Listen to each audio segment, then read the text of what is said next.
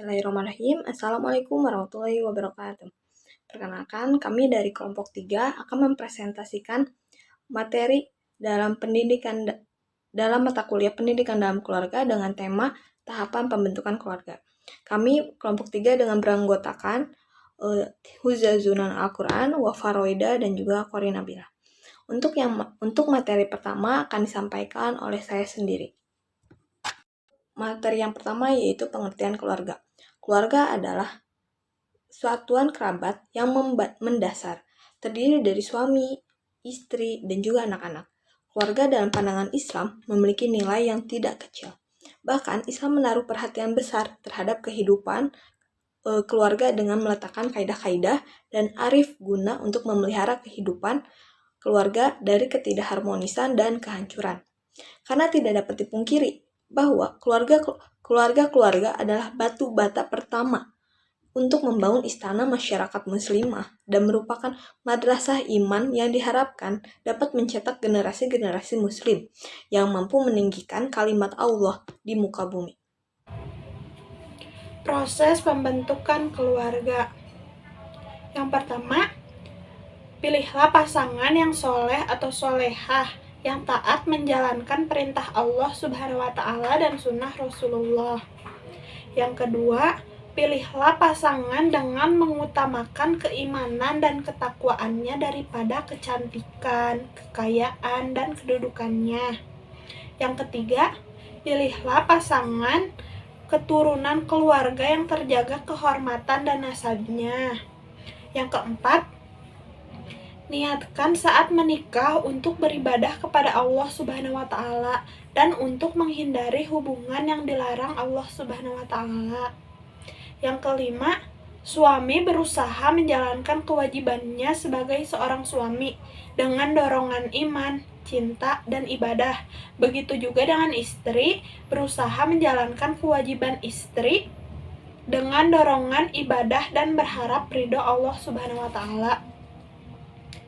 Yang keenam, suami istri saling mengenali kekurangan dan kelebihan pasangannya, saling menghargai, merasa saling membutuhkan dan melengkapi, menghormati, mencintai, saling mempercayai kesetiaan masing-masing, saling terbuka dengan merajut komunikasi yang intens.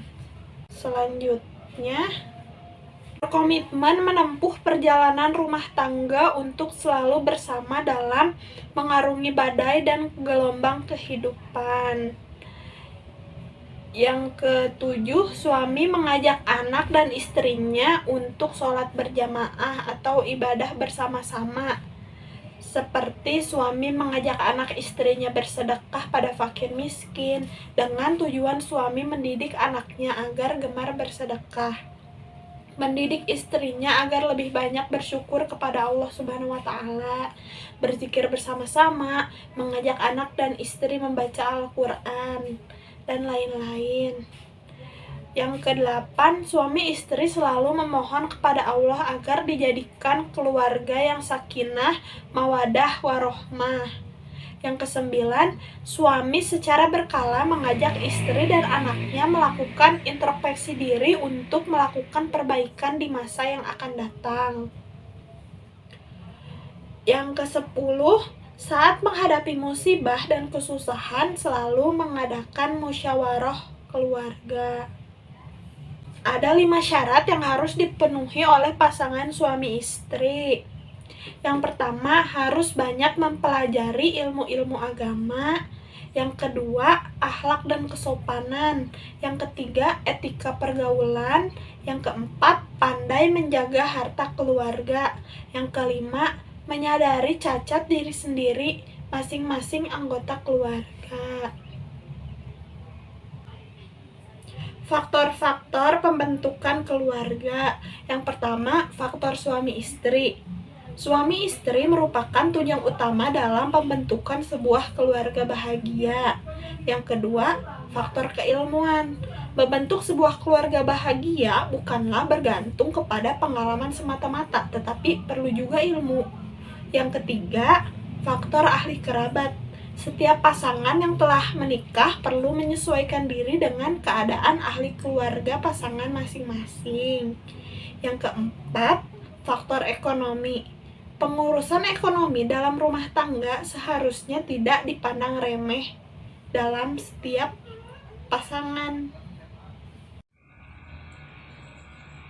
Tahapan-tahapan pembentukan keluarga. Tahapan pembentukan keluarga menurut Friedman pada tahun 1998 adalah tahap pertama keluarga pemula. Perkawinan dari sepasang insan menandai bermulanya sebuah keluarga baru, keluarga yang menikah atau perkreasi dan perpindahan dari keluarga asal atau status lajang ke hubungan baru yang intim. Nah, pada tahap kedua, keluarga yang sedang mengasuh anak. Tahap kedua ini dimulai dengan kelahiran anak pertama, bayi berumur 30 bulan. Biasanya orang tua bergetar hatinya dengan kelahiran anak pertama mereka, tapi agak takut juga. Kekhawatiran terhadap bayi biasanya berkurang setelah beberapa hari karena ibu dan bayi mulai mengenal. Ibu dan ayah tiba-tiba berselisih dengan semua peran-peran yang tidak percaya kepada mereka. Peran tersebut pada mulanya sulit karena perasaan ketidak ada kekuatan menjadi orang tua baru. Tahap ketiga, keluarga yang anak usia prasekolah.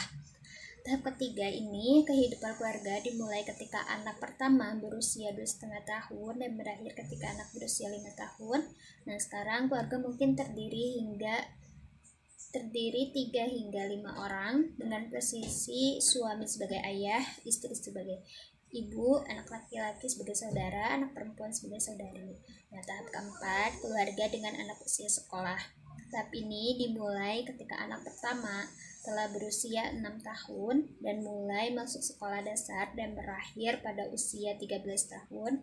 Awal dari masa remaja, keluarga biasanya mencapai jumlah anggota maksimum dan hubungan keluarga di akhir tahap ini. Tahap kelima, keluarga dengan anak remaja. Ketika anak pertama melewati umur 13 tahun, tahap kelima dari siklus kehidupan keluarga dimulai. Nah, tahap ini berlangsung selama 6 hingga 7 tahun, meskipun tahap ini dapat lebih singkat jika anak meninggalkan keluarga lebih awal atau lebih lama jika anak masih tinggal di rumah hingga berumur 19 atau 20 tahun. Tahap ke-6, keluarga yang melapaskan anak usia dewasa muda. Permulaan dari fase kehidupan keluarga ini ditandai oleh anak pertama meninggalkan rumah orang tua dan berakhir dengan rumah kosong ketika anak terakhir meninggalkan rumah. Nah, tahap ini dapat singkat atau agak panjang tergantung pada beberapa banyak anak yang ada dalam rumah atau beberapa banyak anak yang belum menikah yang masih tinggal di rumah. Tahap ke-7, orang tua pertengahan. Tahap ke-7 dari siklus kehidupan keluarga, tahap usia pertengahan dari bagi orang tua dimulai ketika anak terakhir meninggalkan rumah dan berakhir pada saat pensiun atau kematian salah satu pasangan. Nah, tahap ini biasanya dimulai ketika orang tua memasuki usia 45-55 tahun dan berakhir pada saat seorang pasangan pensiun biasanya 16-8 tahun kemudian. Tahap terakhir, keluarga dalam masa pensiun dan lansia.